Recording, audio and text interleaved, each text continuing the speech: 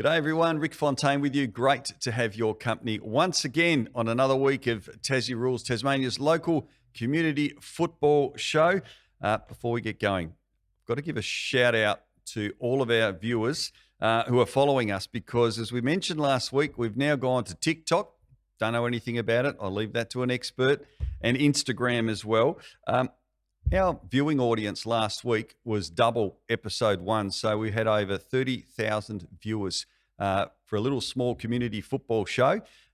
We are very grateful for that, and we're growing, and we thank you. So I've got to give a big shout out to Nick Draper, who's come on board the team and is looking after all our social media content and doing an awesome job. After 1 week, you'll be wanting a pay rise very quickly. Anyway, don't forget, please follow us and give us a shout out as well and get in touch with us on the show. This week, there are no games in the NTFA or the SFL Premier League competitions. Tasmania are playing Sandringham at UTAS Stadium on Sunday. We'll cover that a little bit later on in the program as well. So tonight, though, we thought we'd do something a little bit different. Rather than having our normal club in focus, we're going to do some clubs in focus in the NWFL with thanks to Harrison Agents.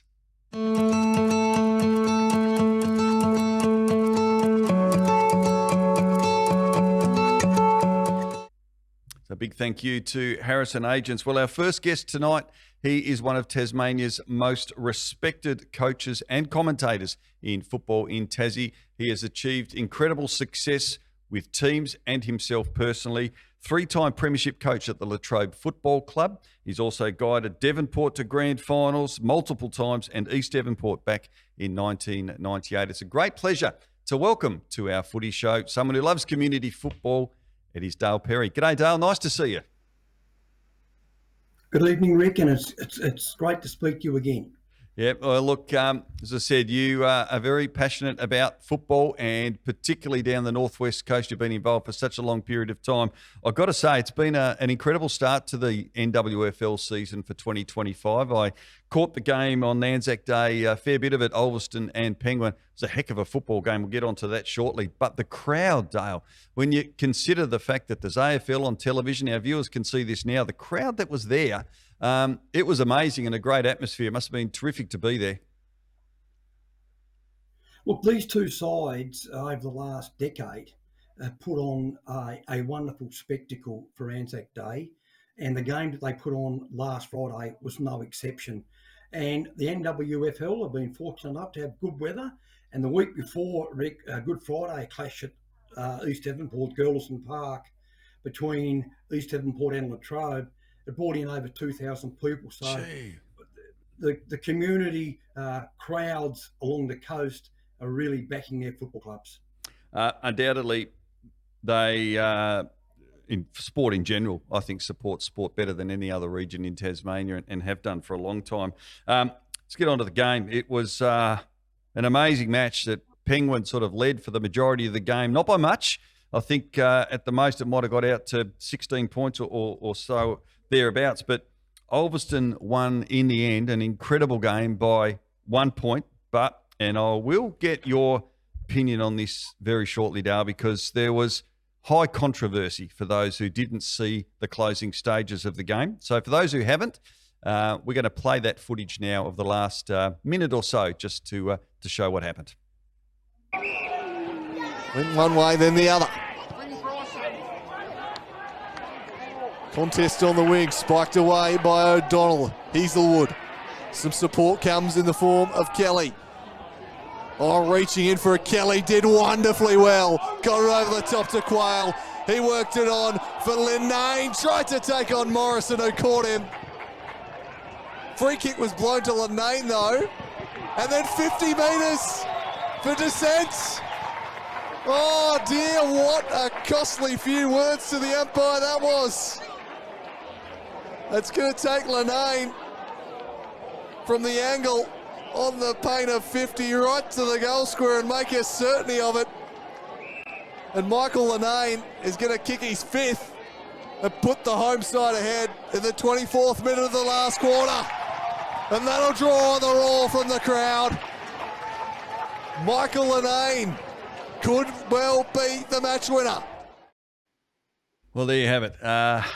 Dale Perry, explain that passage of play, because I've watched this back many, many times. The Penguin players look nonplussed, hands on hips. I get the 50-metre penalty for dissent. That has got to happen. It's in the law book. But can you explain the free kick?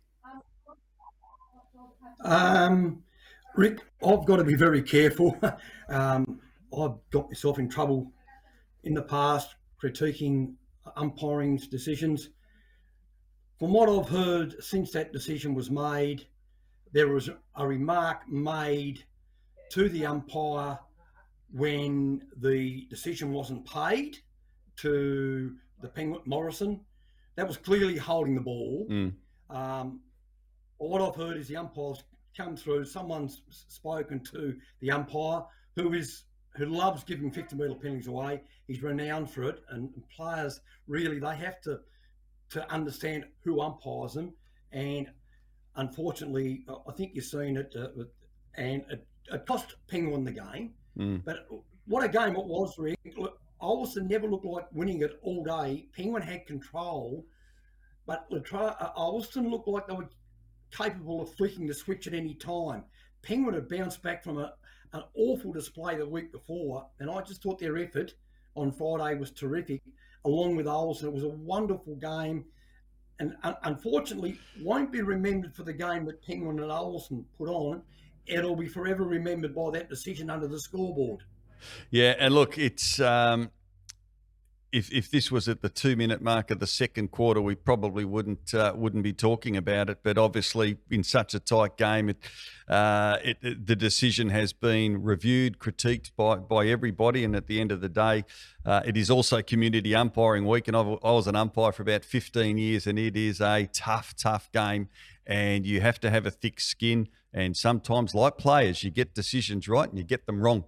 And that's, and that can happen in a game of football, whether you're a player or an umpire. But I'm sure everyone will move on, particularly for Penguin. We'll get to the games this week coming up shortly. But we might take a look at the ladder, Dale, because Devonport, Wynyard and Ulverston, they're all undefeated, 3 wins from 3 games at the moment. And it is a very, very tight ladder, because then we can check out what's actually happening. And we've got 4 points there on the ladder to who else is on the win at the moment. We've got the Burnie Dockers, Latrobe, and of course Circular Head, who won that opening round game against East Devonport. But it's a great looking ladder. I mean, early days, but what are you thinking so far? Are you seeing any big improvers? Well, look, if you go through the sides, Rick, Devonport, they go back to front better than any other side. They stay disciplined. Wynyard, they've started well. Won 2 games. They beat Penguin by under a goal, and then they've beaten 2 sides will probably finish down the bottom 3 in Wynyard, in East Devonport and Circular Head. So their big test for Wynyard will come up this week v Burnie, then the following Saturday v Devonport. Ulverston have recruited some very good players forward of the ball that can kick goals. Their rebuild that they started under Stephen French 2 years ago and has been continued on by Super Davies is coming to fruition. Burnie lost a lot of players over the summer, but I think that's made them a better side, believe it or not. The young kids are coming in, they're playing a different brand of football. Their reliance on their top 5 or 6 players isn't as great, and I think they'll get better as the year goes by. Penguin have had a really hard run. They played Ulverston, Devonport and Wynyard in their first 3 games.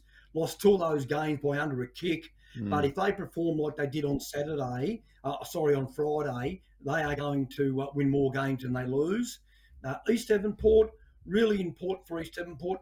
Wins mightn't be a priority, but what is down there is the standards that they set to ensure that the players that they've got there are able to retain, and looking for new recruits next year. So it's all about standards, and Brenton Gales would be well aware of that.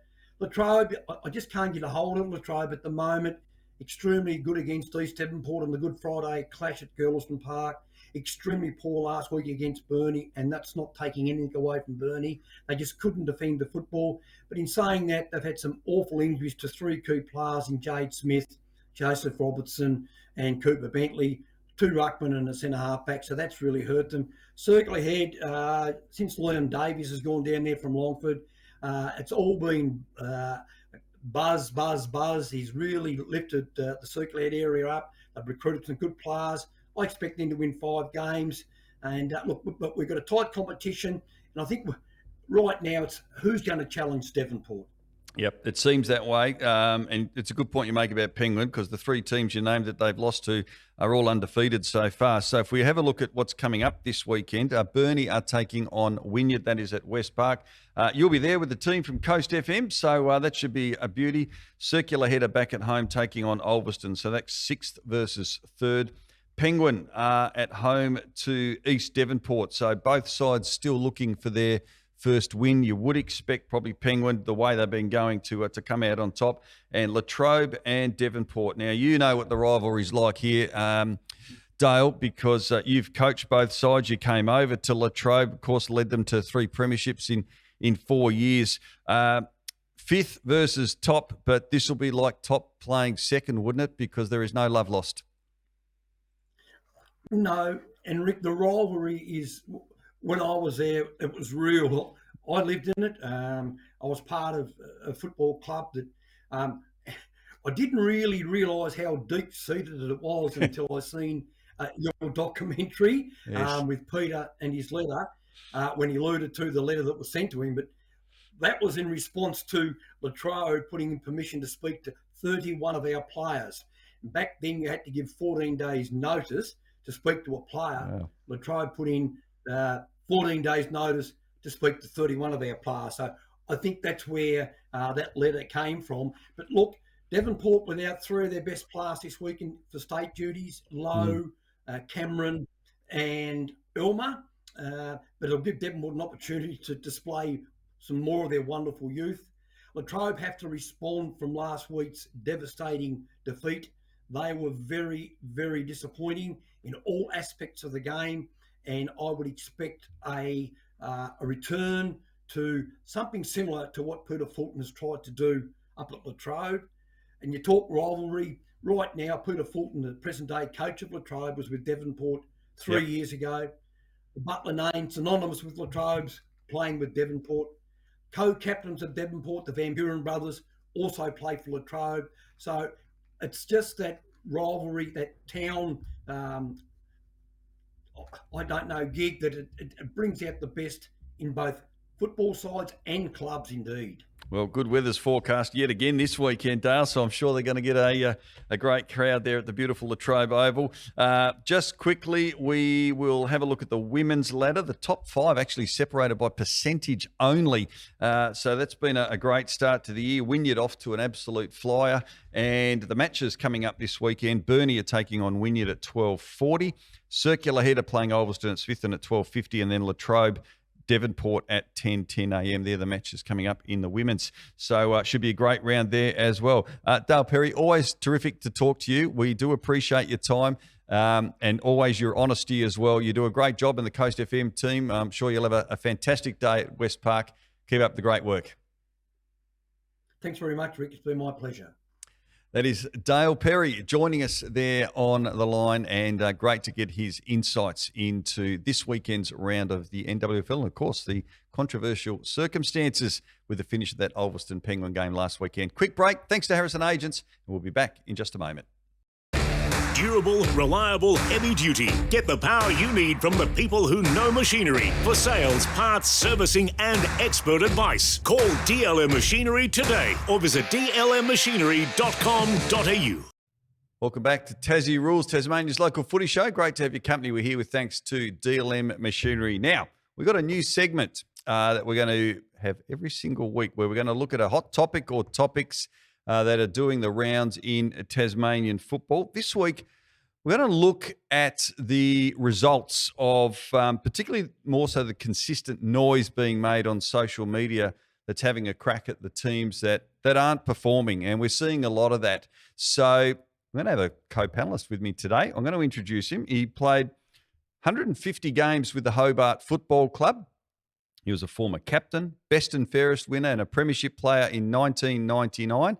Then he moved up to Launceston and played 150-plus games with Old Scotch in the NTFA and a 5-time premiership player there as well. So I reckon he'd have an opinion or two, and I think very well qualified. Matt Harvey, welcome. Nice to see you. Thank you very much, Rick, and thanks for having me on board. Enjoying the studio here? It's fantastic, in particular the pot plant. I noticed it, and Yes. I do appreciate it. Yeah, no, it's You've done a well great watered. job It's there. going very well.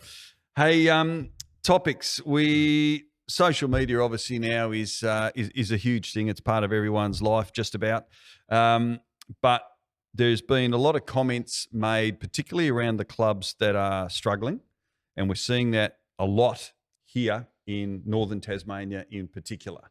It was really interesting. I read something this morning on social media with one of the southern competitions saying how much Southern newspaper is giving to the NTFA. The NTFA seems to be really under the spotlight. I'm interested in your thoughts here, because you've obviously played in a lot of successful clubs, but I'm sure there's periods where the clubs have struggled as well. Obviously, social media was probably just starting and not what it is today. But what are your thoughts on when you see a lot of criticism being aimed at clubs that are doing their best but just struggling with results? Yeah, look, it is always difficult when you're having an unsuccessful season. The players know it, committee knows it, the supporters know it. You don't really need it hammered on by the media over and over again. And in particular in the NTFA, when we're looking at the teams that aren't as successful as some of the others, I don't think there's much of a surprise there either. You're looking at some teams that are entering higher competitions, which they haven't been in previously, and yet they are building.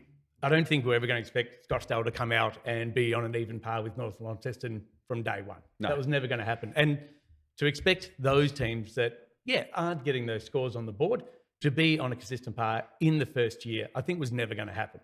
So to constantly be talking about and bringing it up about their performances, rather than trying to identify some of the positives they're getting out of each week, I mean, it's always going to be difficult for those clubs to maintain their supporter base and to, keep getting up and about every Saturday.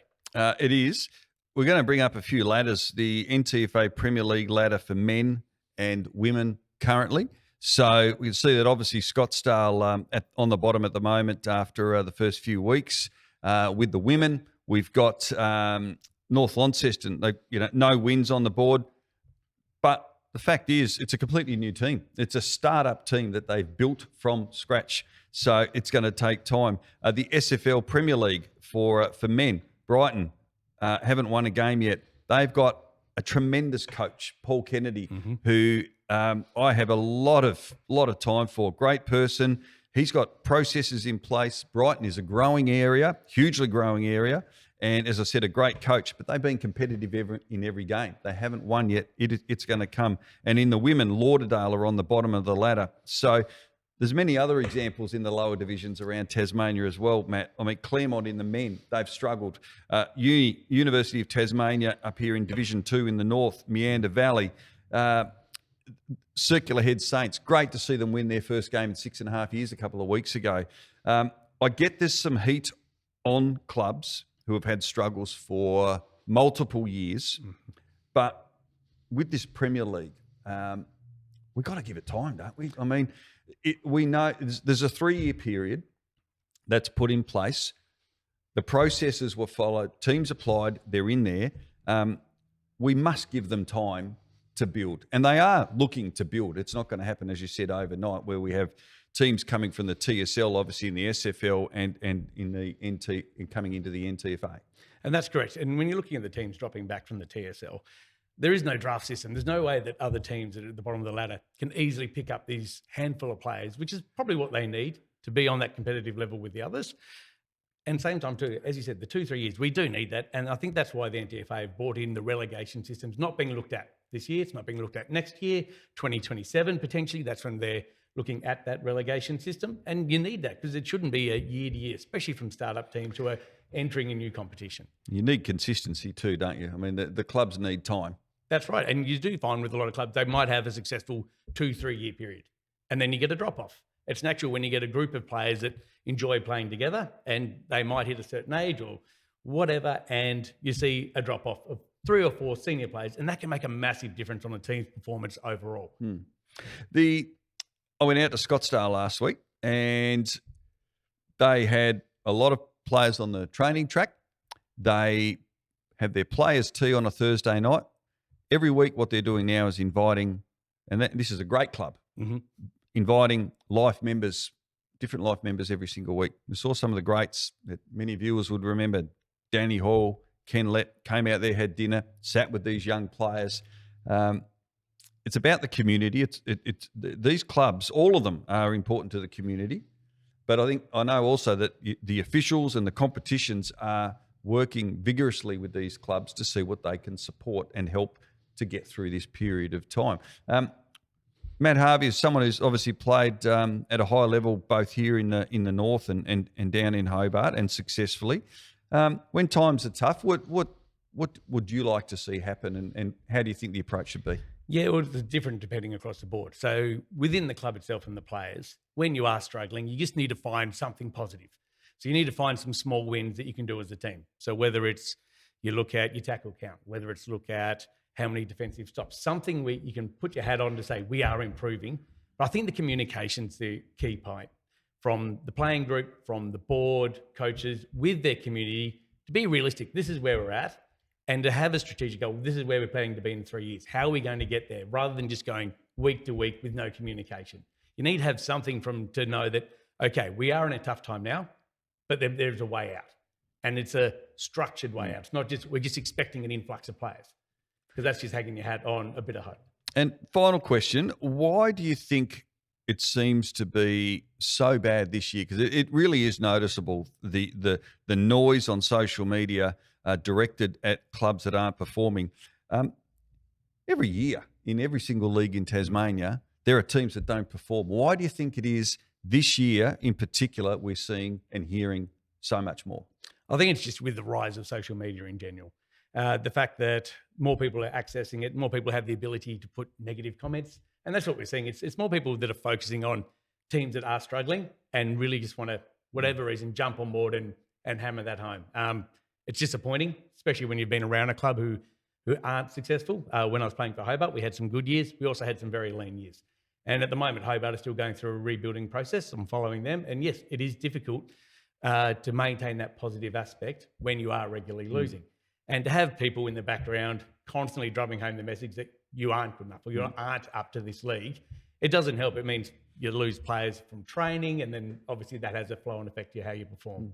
So I think it's just the general rise in social media usage across the board, and the fact that people can write these messages. I'm not sure if they're being monitored as closely as they potentially could be as well. Yep. So if we look at some of these negative comments, if they are going to boards,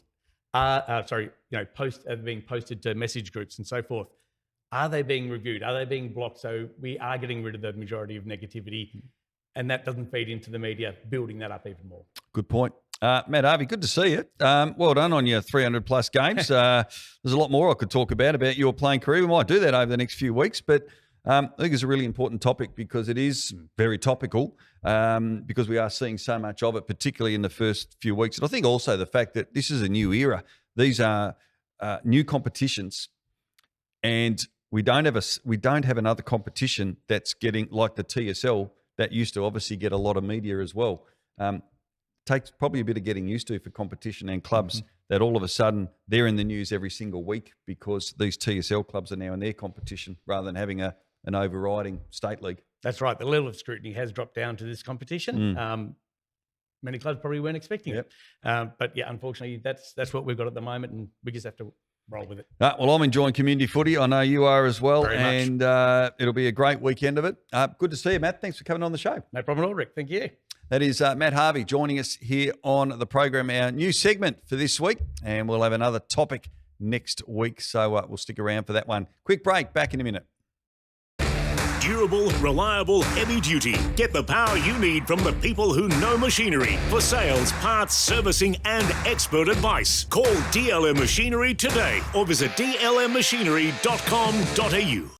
HST Tree Specialists. We are the industry leaders in vegetation management in Tasmania. Our services include tree solutions, hazardous vegetation removal, and project consultations. We are committed to eliminating vegetation-based risk in Tasmania while being sensitive to environmental impact, with a strong focus on health and safety practices. And from large-scale government and commercial projects, small private arboriculture jobs, and equipment hire, MyTas recommends HST. Welcome back. Great to have your company on this Thursday night. And before we go tonight, we've got our photo of the week coming up shortly. But a little bit of stuff to give you a reminder of what is coming up. Big games coming up at UTAS Stadium this Sunday. We've got the state game where Tasmania and our Talent League boys and girls will be playing. So it all kicks off 9:30 a.m. Our Talent League girls will be in action. They are playing Brisbane. So that's at 9:30 a.m. Then at 11:50, our boys will be in action against Brisbane. And then from 2:30 p.m., it'll be our stateside taking on Sandringham. That is the 3 games, all at UTAS Stadium. So if you've got a chance on Sunday, make sure you get out there and check it out. We had a very popular segment last week on the show around the big heritage game coming up at Pyengana. That is this Saturday. Just to remind you, it's the NTFA Division 2 clash where the East Coast Swans are going to be taking on Campbelltown. So Campbelltown on top of Division 2. They're undefeated at the moment. This is quite extraordinary. They've just come back into the fold, into the NTFA this year from Oatlands, which is a competition that doesn't have a reserves team. They've done a remarkable job and are doing very well in both. So Campbelltown and East Coast, formerly St Helens, 2 huge rivals from the old Fingal District Football Association, will be in action and reliving their rivalry. And here's the 1980 Premiership Shield as well that Avoca won back in the day in the FDFA. You can see that one on your screen as well, the Shield from 1980.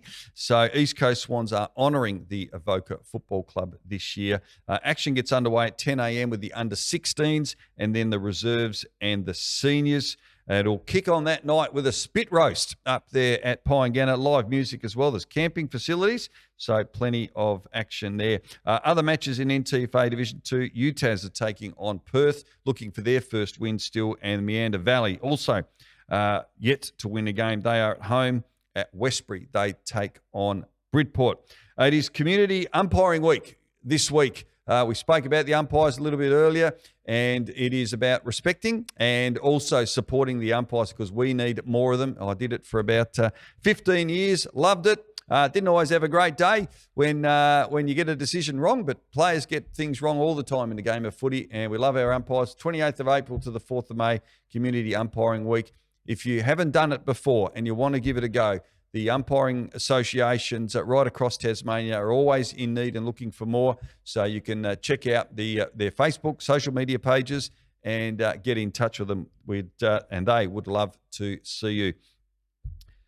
Tasmania's oldest football club. They're turning 150 and having a big celebration. The Launceston Football Club, the gala dinner. As I said, the oldest footy club in Tasmania. Details are on their Facebook page, but coming up on the 12th of July at the Tail Race Centre in Riverside, 150 years gala dinner, 6 for 6:30. There's a QR code there, but you can jump on their Facebook page as well. It's going to be a cracking night. We've just been working on a documentary on the club's history, which will air as well in July, but that will be a huge night, and I know they're expecting hundreds at that event. All right, now to finish off, our photos of the week. A big thank you to everyone that has sent them in. A regular of ours from out of Perth, Peter Haley, sent this one in from the Perth and Meander Valley Suns clash. It was a huge win for Perth and beautiful, clear shot there of the players in action from that game between Perth and Meander Valley. Dave Harding, another regular. Dave Harding Photography does an amazing job down south, captured this almost mark in the Dodgers Ferry versus Clermont game last Saturday. The eyes on the ball there, a great shot there, and from that game between Dodgers and Clermont. But our photo of the week, it was at Anzac Day, and how good to see this. This is taken at Wesley Vale as they took on East Ulverston. Awesome shot in country Wesley Vale, just around 10 minutes out of Devonport. And there, of course, the Anzac Day ceremony and the last post. You can just capture that was happening when that photo was taken. So thank you very much to the Wesley Vale Football Club's photographer, and that was a great shot. So please, if you've got any pics from your local footy games that you're at, we would love to get them. Shoot them through to us here at Tassie Rules, and we will pop them on the show next week. All right, hope you enjoy the show. Keep across everything on our social media channels through TikTok, Insta, Facebook, And we'll see you once again next Thursday on the show. Good night.